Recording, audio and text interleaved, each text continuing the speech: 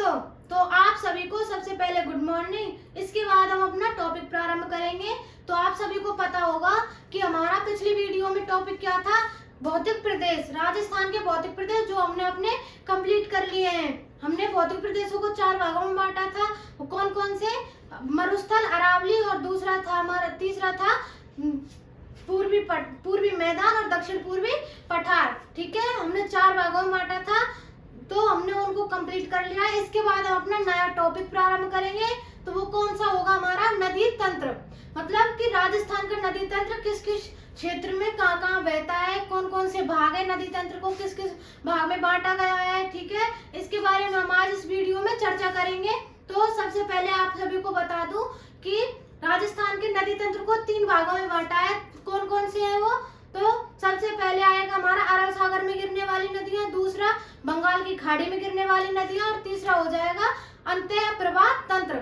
मतलब बंगाल की खाड़ी में गिरने वाली नदियों को आप समझ गए होंगे और अरब सागर में गिरने वाली नदियों को समझ गए होंगे, लेकिन जो तीसरा पॉइंट है अंतः प्रवाह तंत्र, वो कैसा है? तो देखिए, सबसे पहले उसकी बात करेंगे कि राजस्थान की वह कौन कौन सी नदियां हैं जो राजस्थान में ही स्टार्ट होती है और वहीं पर ही समाप्त हो जाती है, वो अन्य कहीं पर भी नहीं गिरती हैं। ठीक है, मतलब जो कि चलते चलते ही सूख जाती है, वो नदियां कौन सी हो जाएंगी? अंतः प्रवाह तंत्र वाली नदियां। ठीक है, सबसे पहले हम अरब सागर में गिरने वाली नदियों की बात करेंगे। तो आइए देखते हैं।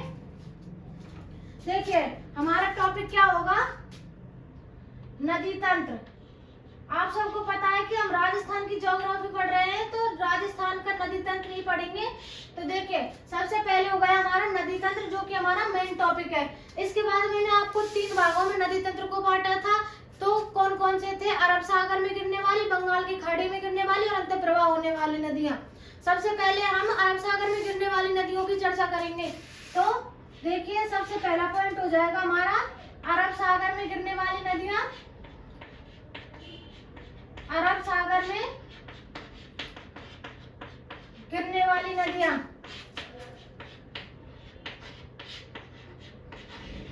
अरब सागर में गिरने वाली नदियां बोलो या फिर अरब सागर का नदी तंत्र। बंगाल की खाड़ी में गिरने वाली नदियां बोलो या फिर बंगाल की खाड़ी का नदी तंत्र। ठीक है, एक ही बात है। तो देखिए, अरब सागर में गिरने वाली नदियों को भी कितने भागों में बांटा है हमने? 2 भागों में। मतलब कैसे? तो देखिए, अरब सागर में गिरने वाली नदियों को 2 भागों में बांटा है। एक तो गिरती है, ये हो गया हमारा भारत। ठीक है, आप सबको पता है कि देखिए, ये हो गया हमारा भारत, और देखिए ये क्या है हमारा? गुजरात। ये हो जाएगा राजस्थान। ठीक है, ये गुजरात हो जाएगा, ये राजस्थान हो जाएगा। यहाँ से जो भी नदियां बहेंगी हमारी, ठीक है, यहाँ से अगर नदी बह रही है ये, ठीक है, 2 तो गिरेंगी और ये क्या हो जाएगा हमारा? अरब सागर। अरब सागर, ठीक है, अरब सागर, राजस्थान और गुजरात, इन तीनों को ही मेन टॉपिक में बात होगी। ठीक है, राजस्थान, गुजरात और अरब सागर की। तो देखिए, अरब सागर में 2 नदी तंत्र बनाए हैं, जिनमें राजस्थान की 2 नदियां गिरती है। एक तो गिरती है राजस्थान के कच्छ के रण में और दूसरी गिरती है खंबात की खाड़ी में। कच्छ का रण कहाँ पर है हमारा? यहाँ। एक तो हो जाए कच्छ का रण और दूसरा खंबात की खाड़ी। खंबात की खाड़ी, ठीक है, एक तो कच्छ के रण में गिरेंगी और 2 गिरेंगी खंबात की खाड़ी में। टोटल अरब सागर में गिरने वाली नदियां कितनी हो जाएंगी? 4 नदियां। तो समझ में आ गया कि राजस्थान से 4 नदियां बहेंगी जो कि अरब सागर में जाकर गिरेंगी। मैंने आपको बताया है कि अरब सागर को 2 नदी तंत्रों में बांटा है, कच्छ के रण और खंबात की खाड़ी में गिरने वाली नदियां। ठीक है, जिस प्रकार राजस्थान के नदी तंत्र को 3 भागों में बांटा था, अरब सागर में गिरने वाली, बंगाल की खाड़ी में गिरने वाली और एक हो जाता है अंतः प्रवाह होने वाली, उसी प्रकार अरब सागर के नदी तंत्र को भी 2 भागों में बांटा है, कच्छ का रण और खंबात की खाड़ी में गिरने वाली।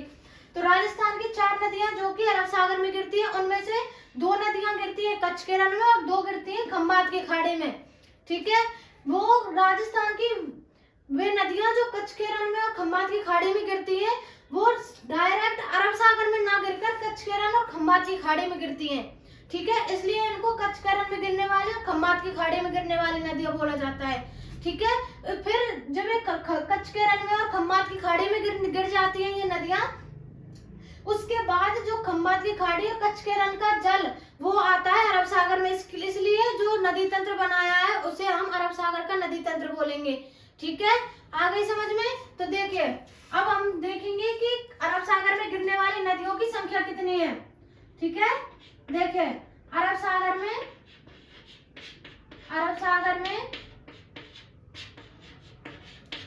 4 नदियां, ठीक है। कितनी नदियां? 4 नदियां गिरती है। कितनी नदियां गिरती है अरब सागर में? 4 नदियां, जिनमें से 2 नदियां गिरती हैं कच्छकेरन में, ठीक है, और 2 गिरती हैं खंबात की खाड़ी में। आपको ये समझ में आ गया होगा, ठीक है। अरब सागर की 4 नदियां जो कि 2 कच्छकेरन में गिरती हैं और 2 गिरती हैं हमारी खंबात की खाड़ी में, ठीक है। और इसमें अगर हम बात करेंगे कि कच्छकेरन में कौन कौन सी खाड़ी गिरती है नदियां और खंबात की खाड़ी में कौन कौन सी नदियां गिरती हैं, 2। तो देखिए कच्छकेरन में 2 नदियां गिरती है, वो हो जाएंगी हमारी लूनी नदी, लूनी, और दूसरी हो जाएगी पश्चिम बनास, ठीक है।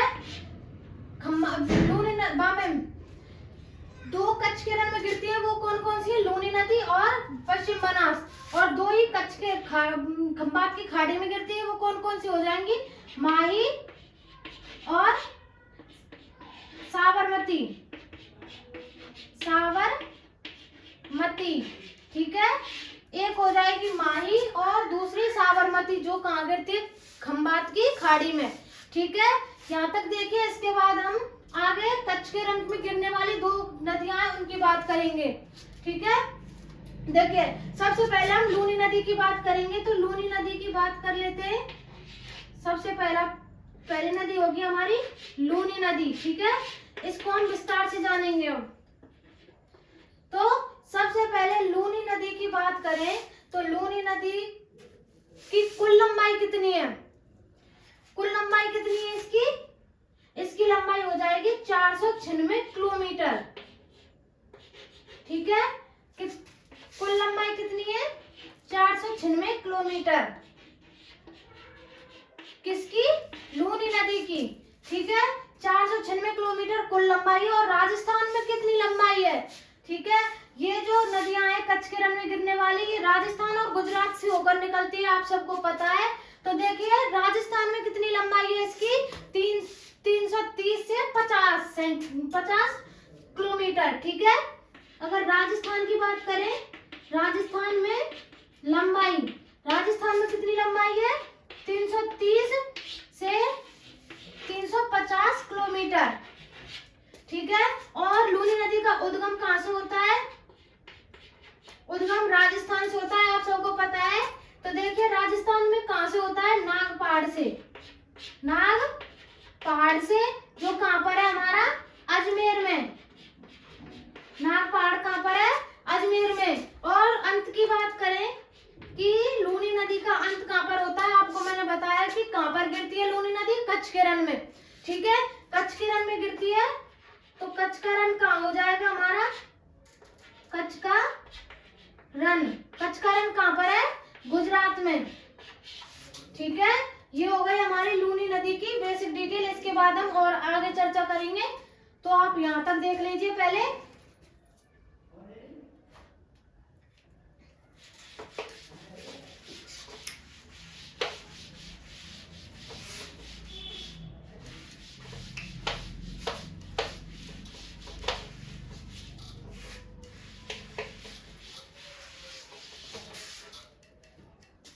देखिए ये लूनी नदी की बात कर रहे थे, तो देखिए अब हमने उद्गम और अंत की बात कर ली, इसकी लंबाई की बात कर ली और राजस्थान में लंबाई की बात करी। इसके बाद हम जानेंगे कि इसके उपनाम कितने हैं, ठीक है। इसके उपनामों की बात करेंगे। सबसे पहले हम उपनाम की बात नहीं करेंगे, इसकी सबसे पहले देखेंगे कि राजस्थान में इसका कहाँ कहाँ पर विस्तार है, ठीक है। विस्तार कि राजस्थान में इसका किस किस जिले में विस्तार है। तो देखिए सबसे पहले आएगा हमारा अजमेर, जहां से इसका उद्गम होता है, अजमेर। इसके बाद ब्यावर, इसके बाद आ जाएगा जोधपुर, जोधपुर ग्रामीण, ठीक है, जोधपुर ग्रामीण, नागौर, बालोतरा, बाड़मेर, इसके बाद सांचौर, जहां से ये नदी गुजरती है राजस्थान में से, ठीक है। ये हो गया इसका विस्तार राजस्थान में। अगर इसकी भारत में विस्तार की बात करें कि भारत में किस किस राज्य से गुजरती है, तो मैंने आपको पहले बता दिया है कि राजस्थान और गुजरात में इसका विस्तार है, ठीक है। अब इसके उपनामों की बात करेंगे कि इसके कितने उपनाम हैं, उपनाम, ठीक है, कि इसको किस किस क्षेत्र में किस नाम से जाना जाता है। देखिए सबसे पहले आ जाएगा हमारा सागरमती, सागरमती, वो वाला साबरमती नहीं, ये हो जाएगा सागरमती, ठीक है। सागरमती कहां पर कहते हैं इसे, तो जहां से इसका उद्गम होता है, मतलब अजमेर में उद्गम होता है, वहां किस नाम से जाना जाता है, सागरमती के नाम से ये नदी जानी जाती है। इसके बाद साकरी, साकरी कहाँ कहते हैं इसे, पुष्कर में, पुष्कर में किस नाम से जाना जाता है, साकरी के नाम से। इसके बाद आ जाएगा हमारा आदि मीठी, आदि मीठी और आदि खारी, आदि मीठी,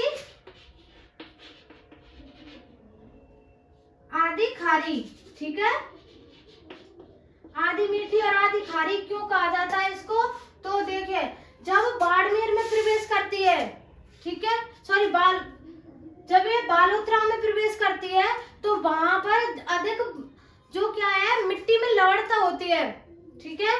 अगर बाड़मेर में प्रवेश करेगी और मिट्टी की लवणता को अपने साथ लेकर चलेगी तो ये कैसी नदी हो जाएगी, खारी नदी, ठीक है। बाड़मेर से आगे जब बहेगी तो वहां पर अधिक खारापन लवणता होने के कारण मिट्टी में, तो वहां पर इस नदी को क्या आ जाएगा, तो इस नदी हो जाएगी ये खारी नदी, ठीक है। उससे पहले बहेगी वहां जिस जिस जिले में वो हो जाएगी इसकी मीठी नदी, ठीक है। बाड़मेर से पहले होती है ये मीठी और बालोतरा के बाद में हो जाती है खारी, ठीक है। बालोतरा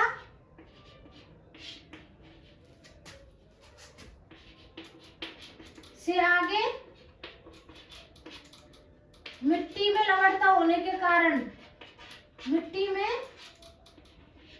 लवणता होने के कारण, मिट्टी में लवणता होने के कारण ये नदी कैसी हो जाती है, बालोतरा से आगे खारी नदी, ठीक है। इसके बाद बोलेंगे इसे पश्चिमी राजस्थान की गंगा, पश्चिमी राजस्थान की गंगा, क्या बोलेंगे, पश्चिमी राजस्थान की गंगा, ठीक है। और इसके बाद बोलेंगे ऐसे मारवाड़ की गंगा, मारवाड़ की गंगा और गोड़वाड़ बेसिन, गोड़वाड़ बेसिन, और एक नाम और है इसका रेलनाड़ा, ठीक है। ये रेलनाड़ा कहां पर बोला जाता है इसको, तो जब ये बालोतरा और सांचौर के, सॉरी बालोतरा नहीं, बाड़मेर और सांचौर की जहां पर सीमा मिलती है और वहां से ये नदी जब प्रवेश करेगी गुजरात में, ठीक है, बाड़मेर और सांचौर के जो सीमा है वहां से ये नदी किस में प्रवेश करेगी, गुजरात में, तो उस जगह पर इसे क्या बोला जाता है, रेलनाड़ा, ठीक है। बाड़मेर व सांचौर की सीमा जहां से गुजरात में प्रवेश करेगी, गुजरात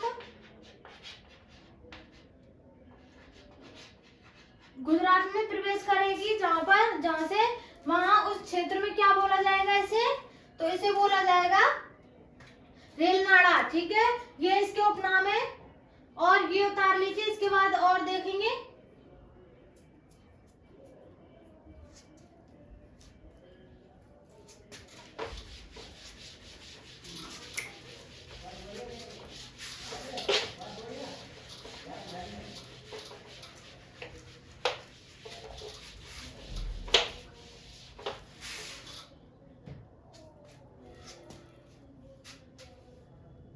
तो देखिए ये हो गए इसके उपनाम।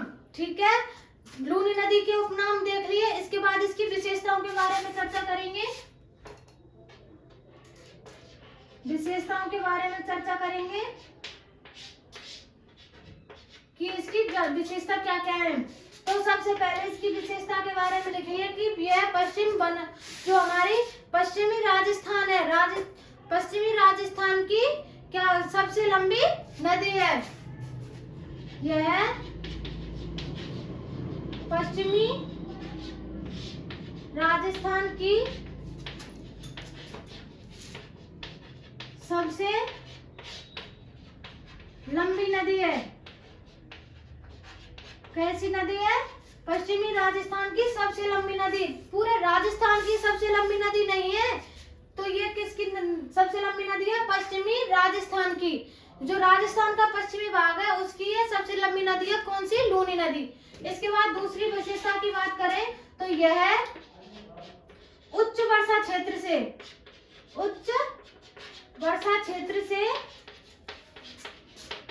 निम्न वर्षा क्षेत्र की ओर बहती है। निम्न वर्षा क्षेत्र की ओर बहती है। तो देखिए यह पश्चिमी राजस्थान की सबसे लंबी नदी है और यह उच्च वर्षा क्षेत्र से किधर बहती है? निम्न वर्षा क्षेत्र की ओर। जहां पर ज्यादा वर्षा होती है उस क्षेत्र से जहां बिल्कुल वर्षा नहीं होती है इस क्षेत्र की ओर बहती है। ठीक है, देखिए तीसरी जो विशेषता है वो देखिए कि बालोतरा से आगे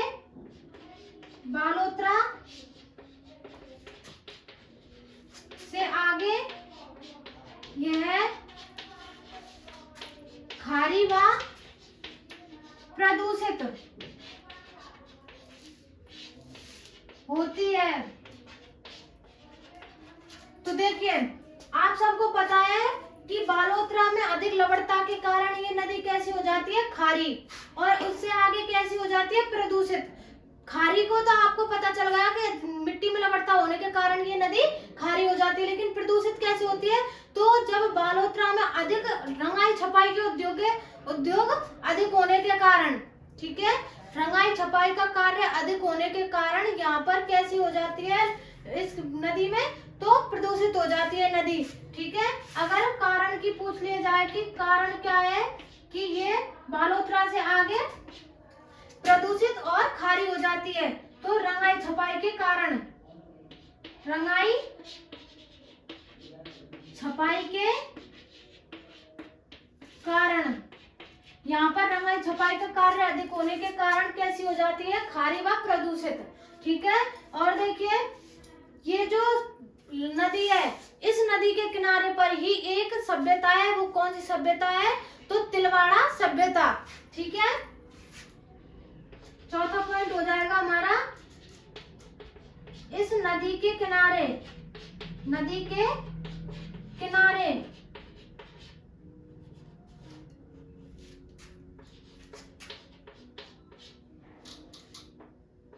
इस नदी के किनारे पर ही तिलवाड़ा सभ्यता है। तिलवाड़ा सभ्यता है।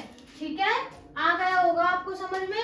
तो देखिए ये इसके 4 पॉइंट हैं जो कि इसकी विशेषता है कि पश्चिमी राजस्थान की सबसे लंबी नदी है, उच्च वर्षा क्षेत्र से निम्न वर्षा क्षेत्र की ओर बहती है, बालोतरा के आगे यह खारी व प्रदूषित हो जाती है। अगर प्रदूषित का कारण पूछ लिया जाए तो रंगाई छपाई के कारण, और अगर खारी नदी का जो क्या है कारण पूछ लिया जाए कि बालोतरा से आगे ये खारी कैसे हो जाती है, तो बालोतरा में अधिक मिट्टी में लवणता होने के कारण ये नदी कैसी हो जाती है, खारी। ठीक है, इसके बाद हम इसकी सहायक नदियों की बात करेंगे, तो एक ट्रिक के माध्यम से याद करेंगे ताकि आपको जल्दी समझ में आ जाए। ठीक है, सहायक नदियों की बात करें, सहायक नदी। ठीक है, सहायक नदियां कौन कौन सी हैं इसकी, तो देखिए ट्रिक देख लीजिए आप कि इसकी सहायक नदियां कौन कौन सी हैं। देखिए ट्रिक क्या होगी हमारी, बांडी, जो मिली सूखा, जवाईसा। ठीक है, ये हो गई इसकी ट्रिक, बांडी जो मिली सूखा जवाईसा। ठीक है, आपको याद रखना है सिर्फ ये ट्रिक, जिससे आपको लूनी नदी की सहायक नदियों की पता हो जाएगी।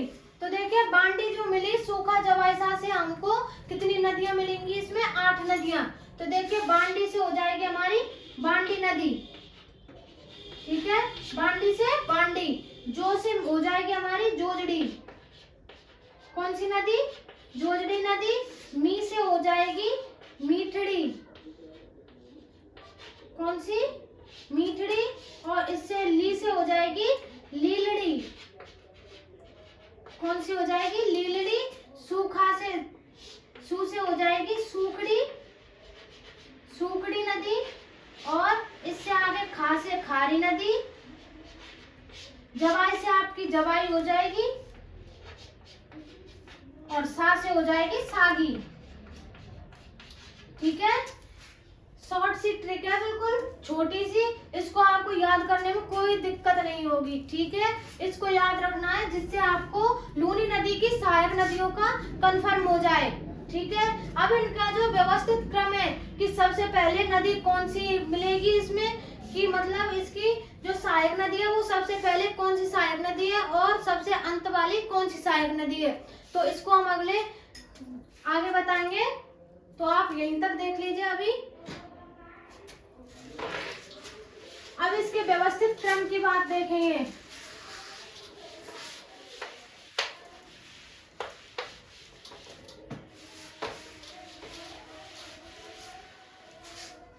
देखिए मैंने आपको बताया कि बांडी जो मिली सूखा जवाईसा से कितनी नदियां मिल रही हैं, इसमें 8 नदियां। ठीक है, देखिए ये हो जाएगा हमारा नागपाड़। ठीक है, ये क्या हमारा नागपाड़, जहां से इस नदी का, लूनी नदी का उद्गम होता है। कहां पर है ये, अजमेर में। ठीक है, लूनी नदी का उद्गम कहां से होता है, नागपाड़ से। कहां पर है, अजमेर में। और यहीं से इसको देखेंगे तो देखिए ये हो गई हमारी नदी। ठीक है, ये इसका, ये दाईं ओर है। ठीक है, और ये बाईं ओर। ठीक है, इसमें एक प्रमुख बात याद रखना आप कि इसमें दाईं ओर से सिर्फ एक नदी मिलेगी और बाईं ओर से 7 नदियां मिलेंगी। ठीक है, अगर आपको पूछ लिया जाए कि दाईं ओर से मिलने वाली नदियों की संख्या कितनी है, तो सिर्फ एक नदी, और बाईं ओर से कितनी जो इसकी सहायक नदियां मिलेंगी, 7 नदियां। ठीक है, इसको अब आप देखेंगे तो देखिए सबसे पहले मिलेगी लीलड़ी। कौन सी नदी, लीलड़ी नदी। फिर देखिए इसके बाद मिलेगी हमारी, जो कि दाईं ओर से मिलेगी, कौन सी नदी, जोजड़ी नदी। इसके बाद मिलेगी हमारी बांडी नदी। ठीक है, इसके बाद सूखड़ी नदी, सूखड़ी, फिर मीठड़ी। इसके बाद मिलेगी हमारी जवाई। सबसे लास्ट में मिलेगी, ये हो जाएगी सागी नदी। और इसके बाद हो जाएगी हमारी खारी नदी और लास्ट नदी। देखिए ये इसका व्यवस्थित क्रम है, आप इसको देख लीजिए। सबसे पहले दाईं ओर, जो कि बाईं ओर से सबसे पहले मिलेगी, वो हो जाएगी हमारी लीलड़ी नदी। और दाईं ओर से मिलने वाली एक नदी है जो क्या है, जोजड़ी नदी। इसके बाद ही सबका व्यवस्थित क्रम है बांडी, सूकड़ी, मीठड़ी, जवाई, सागी और खारी नदी। ये इसकी सहायक नदियां हैं लूनी नदी की।